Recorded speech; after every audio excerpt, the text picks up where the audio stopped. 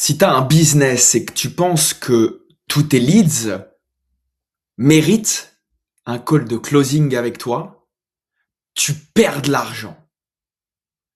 Et c'est pas une histoire de talent, c'est pas une histoire de comment tu t'y prends dans tes appels, dans le closing, c'est une histoire de scoring. Et je le sais parce que depuis 2018, je fais de la vente.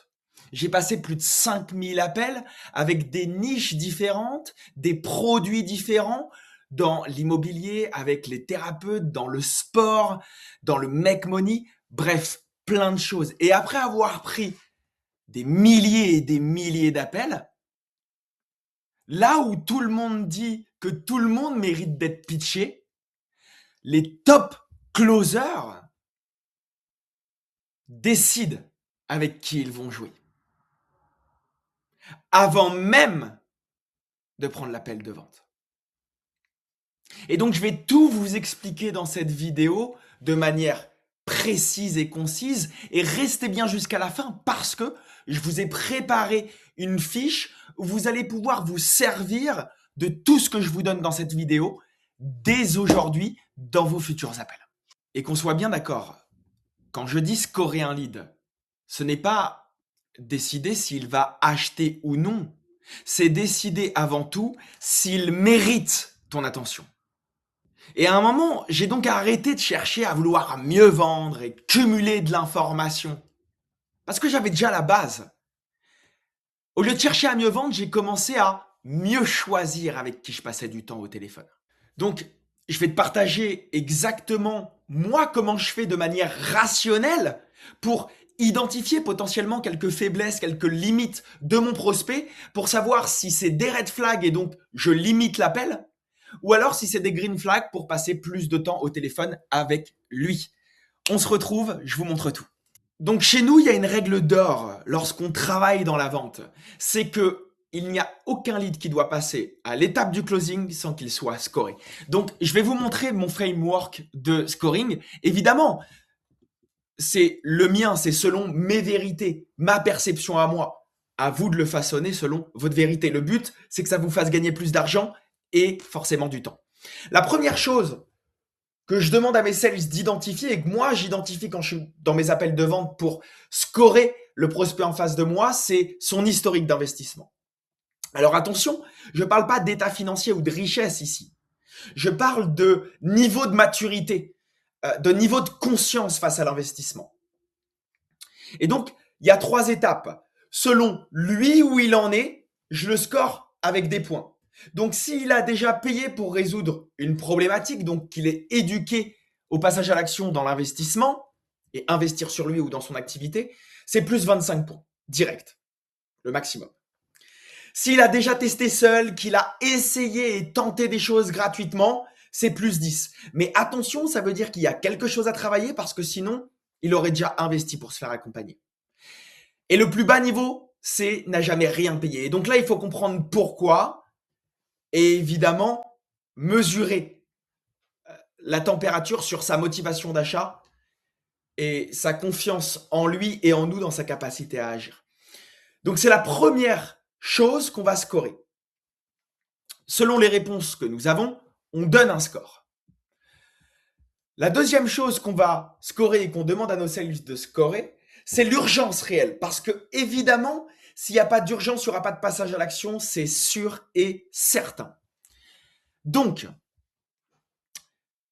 3 niveaux comme d'habitude.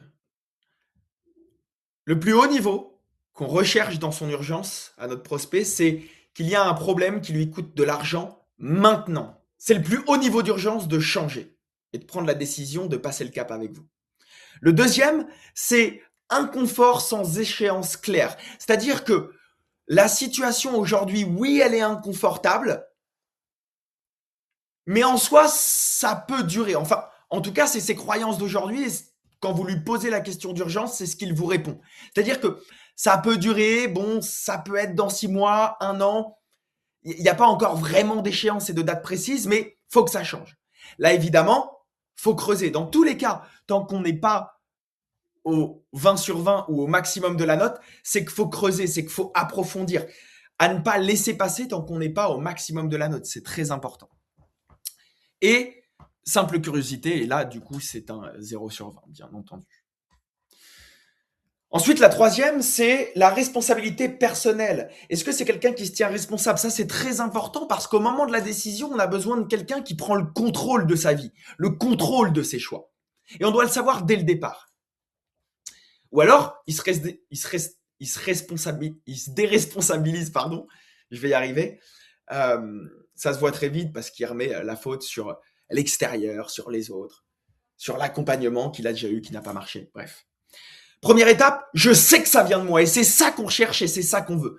Parce que le prospect doit avoir confiance en lui pour pouvoir y aller. C'est très important. Savoir que c'est lui qui a les cartes en main. Comme ça, au moment de la décision, on sait qu'on a le décisionnaire en face de nous et quelqu'un qui, au départ, nous a dit « ça vient de moi, je sais que le changement, c'est moi qui dois l'enclencher ». Deuxième phase, mix excuse, lucidité. Encore une fois, ici, il faut creuser.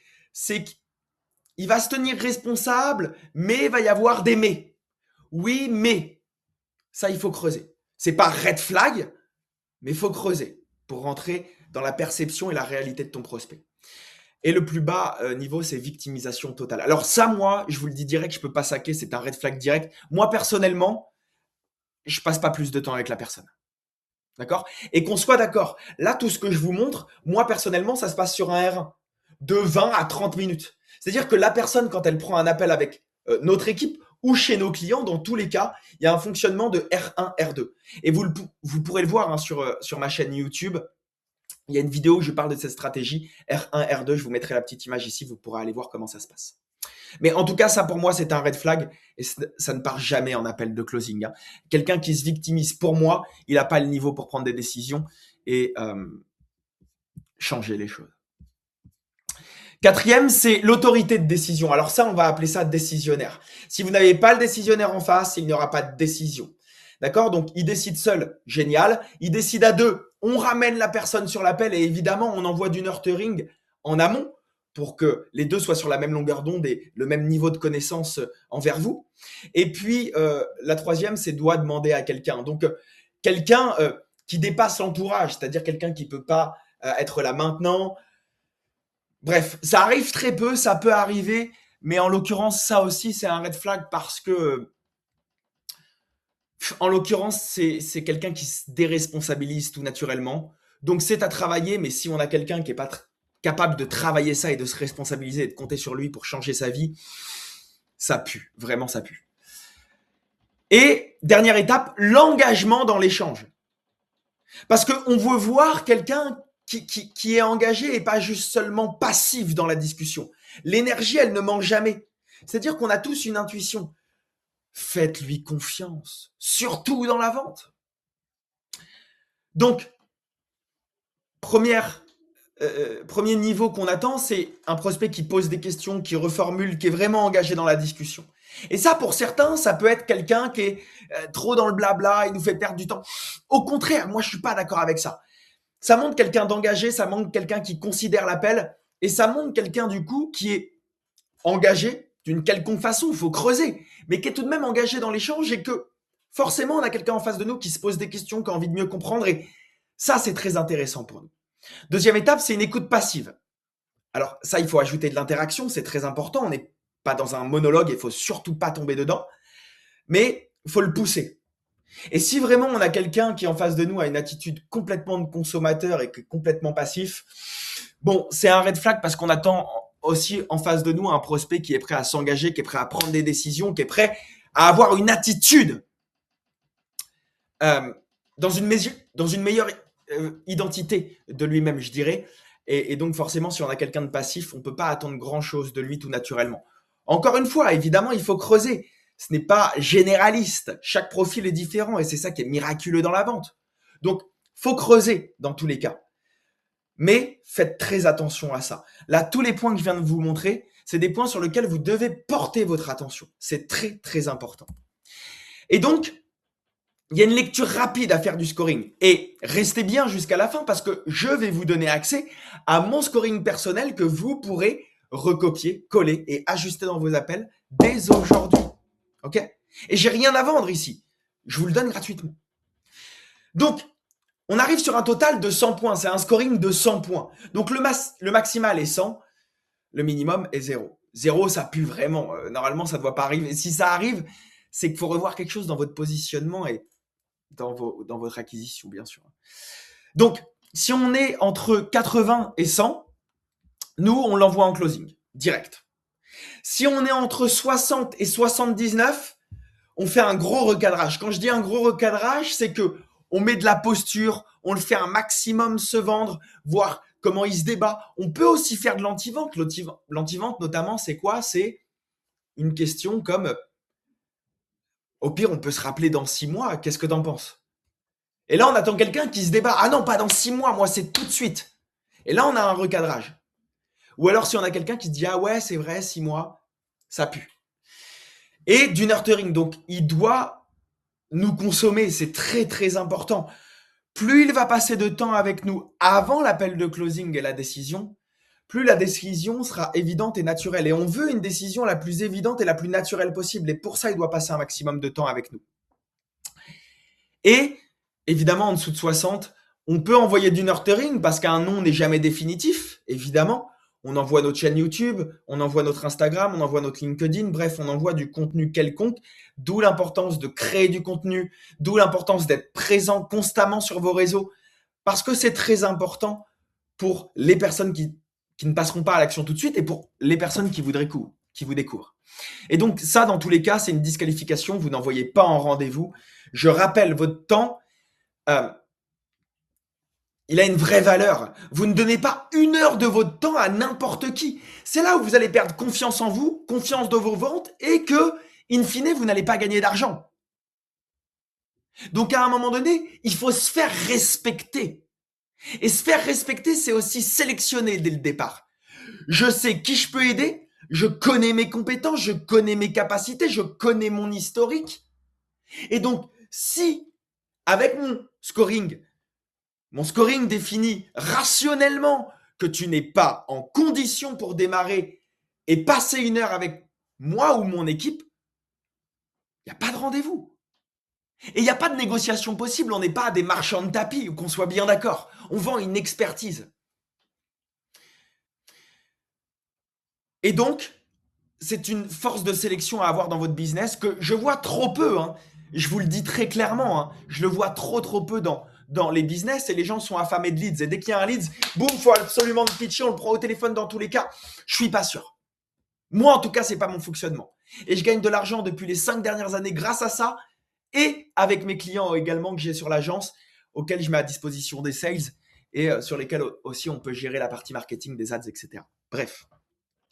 Donc, scorer, qu'on soit bien d'accord, ce n'est pas éliminer des gens, c'est protéger ton temps et ton taux de closing. Et c'est peut-être pour ça que tu as un taux de closing, qu'on soit clair ensemble, de merde. Et c'est peut-être pour ça que les gens que tu te gardes et que tu regardes, pardon, et à qui tu te compares, qui ont un taux de closing à plus de 30, 40, 50%, c'est peut-être ce qu'ils utilisent. Parce que je tiens à te le faire savoir, après 8 années dans la vente, le niveau de vente en France, il est très bas. Il est médiocre.